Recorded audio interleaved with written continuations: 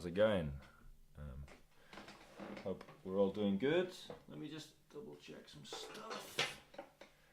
I am just gonna get to my little bit. So yeah, I've just been trying to start doing some more live streams for people.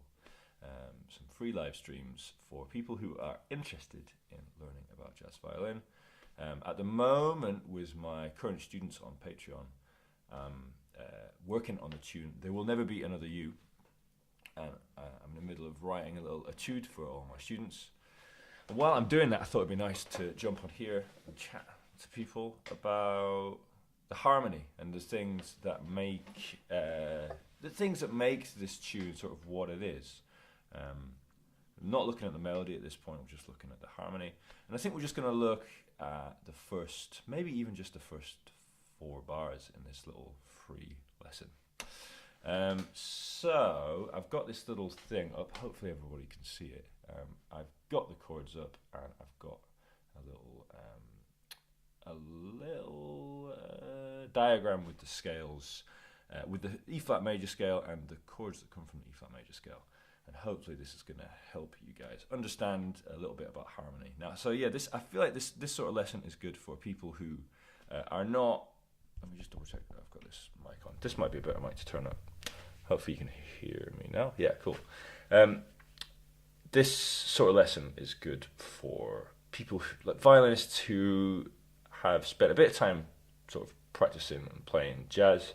Maybe you're in a band, maybe you play with people regularly, but you've never really spent any time just delving into exactly what makes chord sequences up, and why they are, why we see so many things popping up all the time, what these little sort of harmonic devices are. And I think that this is something that violinists often find tough, especially at the beginning, because we just don't. It's not really part of our training when we first start out. So that's a little intro to what I want to do. But let's just carry on. I've not really planned loads about what I'm going to say.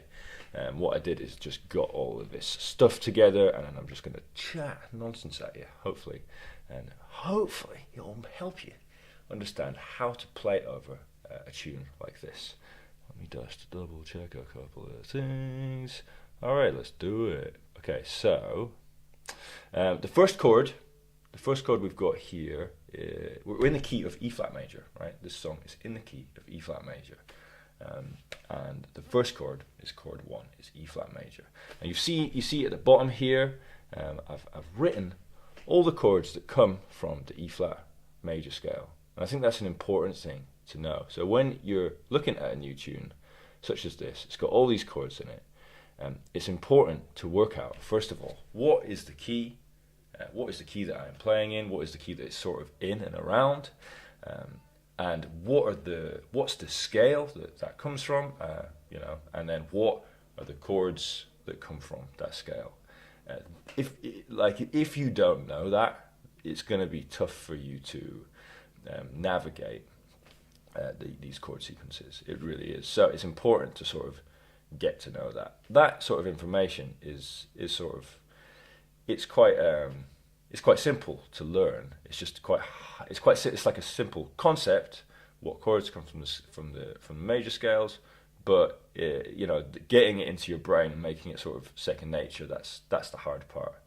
That's the sort of thing that we do in my Jazz Violin Practice Club. We practice things to make it a bit easier. But right now we're just going to be talking about theory. So first of all, we know chord 1 is chord 1. We're in the key of E flat major, and then quite quickly we've got this half diminished chord. Hopefully that D half diminished, going to G7 flat 9, and you'll see above it what I've written 7, and then I've written 3 with a 7 next to it. Chord 7, which is that D half diminished, and you can see right at the bottom in my little diagram talking about what chords come from the E flat major scale. You can see that there's a D half diminished. I've written actually as a minor 7 flat 5, but they're both the same thing. So we've got chord 7. That chord comes from the E flat major scale. So we can look at that and think, oh well, maybe we're still in the key of E flat major. But what we've got after that is a G7. Now this is something that comes up all the time, right? So you're in a major key, and you get a dominant chord that doesn't come from the E flat major scale, right? Instantly, we're suddenly not in the key of E flat major to some degree. But that's sort of not really the right way of looking at it. We are still in the key of E flat major, but what's happened is this G7 is going to take us to a sort of new home, a sort of temporary home, and that G7 is there to take us to the temporary home of C minor. If we're talking about that in relationship to the scale, that's 6. 6 is a minor, and you'll see what I've written here right next to that 6 above that C minor chord is I've written in brackets H, and I've written that because we are sort of suddenly in the key of C minor, right? So what we've done here in these first 5 bars, I guess, is we've started in E flat major, and we have ended up going to the key of C minor. I'll just play that on the guitar. Actually, I don't know if I've tuned this, but hopefully it sounds all right. We're in the key of E flat major, right? That's key of E flat, and we're quite quickly,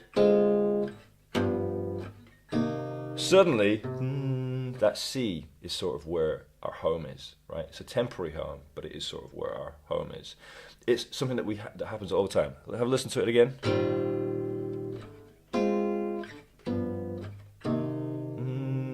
It feels really like we're at home there, right? And that's important to note. That's an important thing to realize, that you've not exactly changed key fully, but you've sort of found a new home within that key. And that new home is 6, right? That is chord 6. It's the relative minor to E flat major. So it's very, very similar. E flat major and C minor are very similar chord sequences. Very similar key centers. They have pretty much the same notes in them, or they could be described as having the same notes in them. Now, this information, what do we do with it? How do we use this to be able to improvise? What I would say, if you're just first starting out with playing jazz, is we want to start utilizing the harmonic minor scale, right? I mean, not just if you're just starting out with jazz, but it's something it's a great way to start understanding how to improvise over a chord sequence like this. So in the first section where it's just two bars of E flat major, we might want to just stick around being in the key of E flat major, just playing around with notes in the E flat major scale. So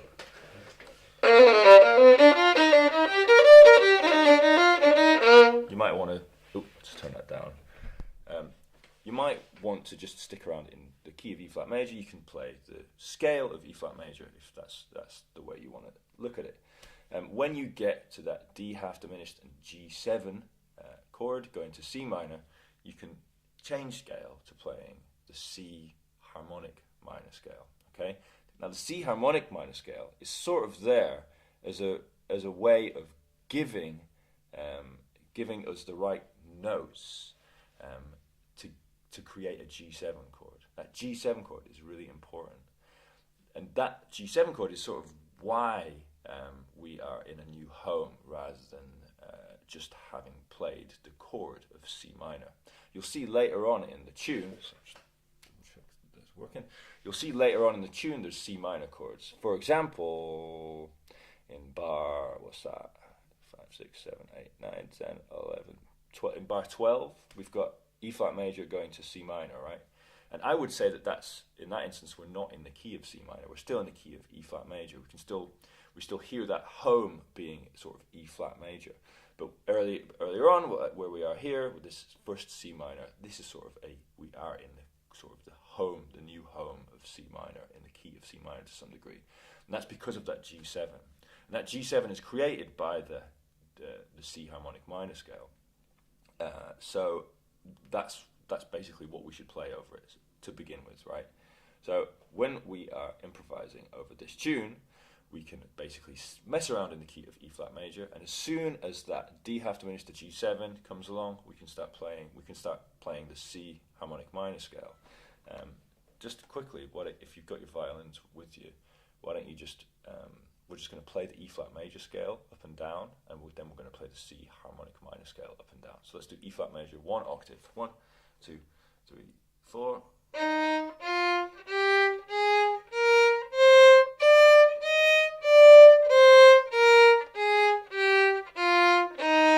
Okay, let's try the C harmonic minor scale. We'll do C to C 1 octave from here.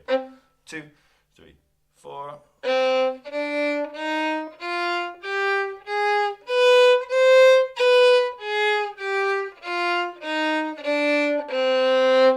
Okay, and the thing that we should be able to do as jazz musicians is play both of those scales from the bottom of first position up to the top of first position without worrying about what the root note is. So let's do that with E flat major. We're going to do from here up to here, right? 1, 2, 3, 4.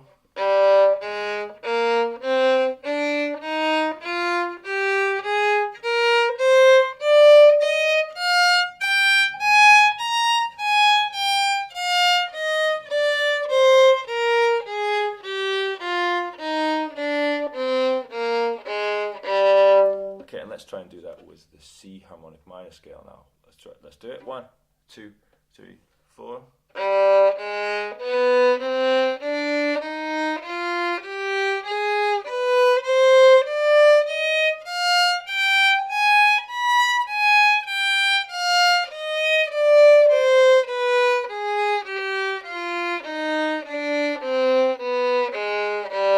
Okay, so being able to do that is important. So what we've done there is we've played the E flat major scale all in first position, and we've then changed to playing the C harmonic minor scale in first position.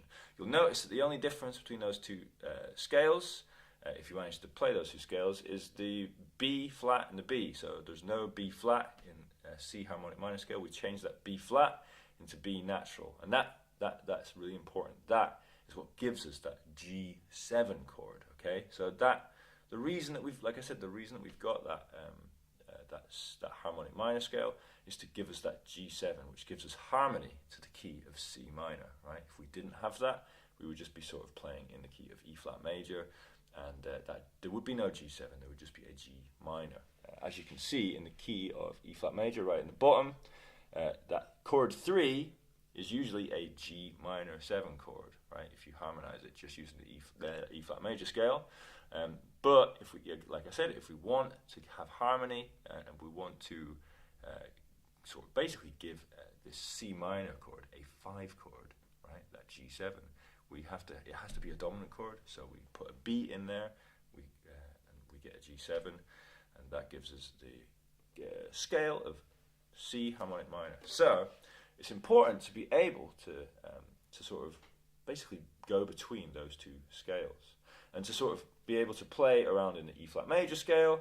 Then as soon as that D half diminished to G7 thing appears, suddenly you can just add that B, right? Take away the B flat, add the B, right? And just try and make melodies with that. I'll try and do that. No backing. 1, 2, 3, 4.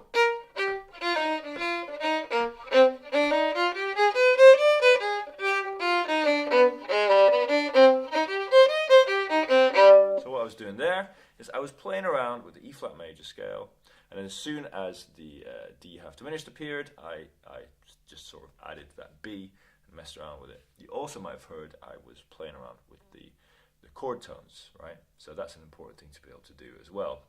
Once you sort of know why these chords are there, and sort of why and where these chords are going, and why they're there, you can mess around with those scales, but it's also important to be able to play those chords on the violin, just like we did with our scales there. E flat major, we did E flat major from the bottom of first position to the top of first position. Why don't we try and do that with E flat major 7 chord now? Okay, so first of all, just the chord root to root.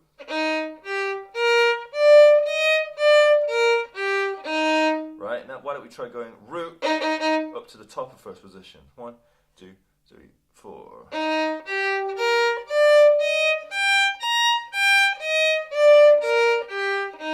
Right, and now why don't we try going down to the bottom of first position now. Now back up to the root. It's a great thing to be able to do. So you start on the root, you go up to the top of the position that you're in, and then you go all the way down to the bottom of the position that you're in, and then you go up to the root again, like this. 2, 3, 4.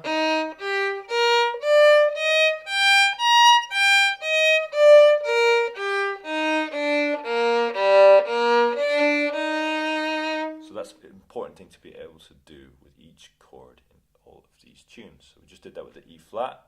Let's do it with the D half diminished. Let's just double check if we know what that is. So we're going to D half diminished is D, then flat a minor 3, then a flat 5, then a minor 7, and then the root. So that's D, F, A flat, C, together, down. Now let's try and do that. So use that same techniques that I used with the E flat major. 3, 4, up to the top of first position.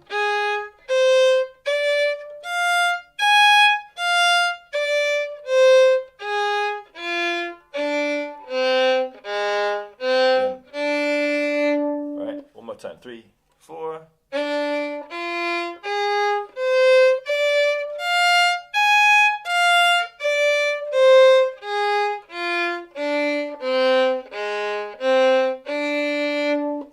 that same thing with the G7. Don't worry about the flat 9 at the moment. We're just going to play G7.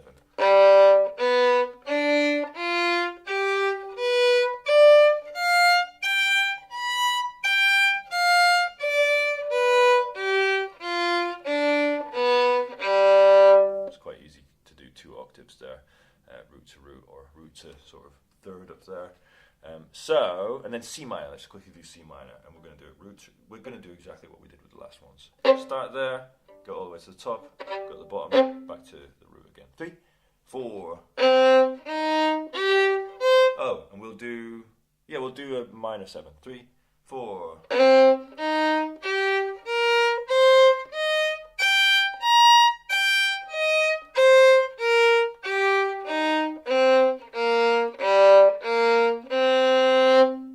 So we've got those 1, 2, 3, 4 chords down. We're not worrying about anything else in this lesson. We're just looking at these 4 chords. We know the sort of scales that these chords come from, and we know sort of why they're there, and we know the notes in the chords. So what we want to be able to do is to improvise using all of this information, the scales and the chord tones, right? At the moment, we're not looking at any lines. We're not looking at any sort of like jazz language or anything other than just the bare bones of this harmony. And I know that it can feel a little bit stale, or it can feel quite academic thinking about it in this way. But it's important to realize that everybody else, other instruments, piano players, guitarists, bassists, they all know this stuff. This is the stuff that they work on. This is the stuff that they need to know to be able to turn up and play a gig. They need to be able to outline all these changes in the best way possible. And we really need to be able to do that same thing. We really have to be able to understand all this stuff and to be able to play all this stuff and to be able to outline this stuff in our playing. So it's important that we can do that. So what I'm just going to ask you to do now is to have a little improvise with the E flat major scale. Then when we get to the D half diminished G7, C minor, you're going to have a little play over using the C harmonic minor scale. I'm going to play the chords on the guitar. I actually think I need to tune it up though. One thing I didn't sort out before I started this. Whilst I do that, and annoyingly I can't find my plectrum. That's good, isn't it? That's one thing to remember for next time. Get plectrum, tune up. I've got this flappy plectrum, but whilst I'm tuning up, I can just let you know a little bit about what I generally do. I do a lot of stuff like this. Every week I run a guided practice session online for my jazz violin practice club people. We do it on Mondays, 6. I'm not very good at talking and tuning at the same time.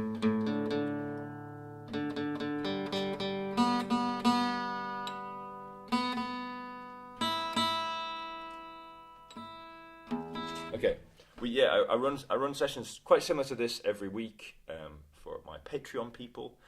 It's my jazz violin practice club. We basically practice stuff like this, as well as a composed solo that I put together every month for people on Patreon. And it just looks at different concepts that we can use in our improvisation. It works really well. A lot of people have got a lot out of it. I don't want to say it's the best way to learn online, but I'd like to say it's one of the best ways to learn online. Okay, so just quickly, have a little go, get your violins out and have a little practice along. You're just going to improvise using the E flat major scale for 2 bars, and then you're going to basically just add a B in there. Take away the B flat, add a B. You're going to play the C harmonic minor scale. 1, 2, 1, 2, 3, E flat. Then change to harmonic minor.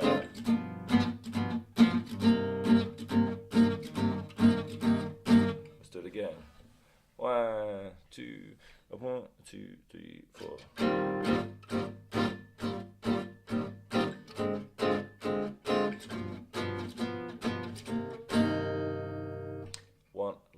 time. 1, 2, 3, 4. E flat major. C harmonic minor. Hopefully it makes sense to you guys. I am going to sign out now. Thanks so much for checking this out. This has been my free live stream just for people on my YouTube channel, looking at the chords of There Will Never Be Another You. If you have enjoyed this lesson, go to the description of this video and there should be a way for you to be able to sign up to my Jazz Violin Practice Club, or just to my what's the first tier again? I've called it the first tier. Well, it's so funny, I can't remember what it's called. I can't remember, but basically there's loads of different tiers on there, and you can get a number of different things. One of the things in the most simple tier, I think it's about £9 a month, you can get access to my beginner's course for people who are just starting out playing jazz violin, and it's basically material similar to this, just looking at how we can go from the beginning of our jazz violin journey to be able to sort of understand where we are at and sort of understand what we have to do as we go forward. It's not going to make you an amazing musician straight away, but it is going to give you a good overview of as to what you have to do as a jazz musician. Otherwise, if you have been playing for a little while, get involved in my Jazz Violin Practice Club. That's the next tier up. That's a weekly session that we meet up every we meet up every week, and it really, you know, you can be joining that as a beginner as well, but you might want to have a little check out of my course first before you do that. On that tier, you also get access to that course as well. So blah blah blah. There's lots involved. You get access to PDFs of everything that I do, and you get access to loads of stuff. The second tier is the opportunity to get feedback from me. That's the performance circle.